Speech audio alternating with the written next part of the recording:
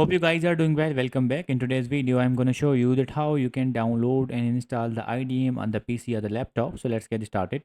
So first of all, what we have to do, simply we have to open the Google Chrome, and after opening the Google Chrome, we have to search for the IDM, and after searching that, as you can see, we have to click on this first link, Internet Download Manager. This is the IDM's full form.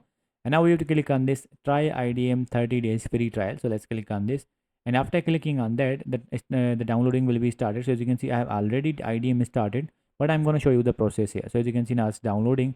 This is the IDM interface which you will be able to see after the installation. So I'm downloading the IDM through the IDM. So we have to wait for a few seconds.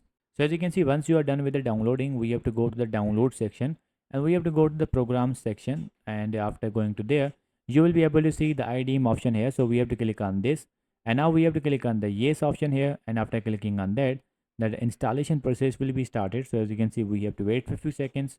So as you can see, Internet Download Manager is running, so we have to click on the OK. So as you can see, now you have to follow the steps as I am doing.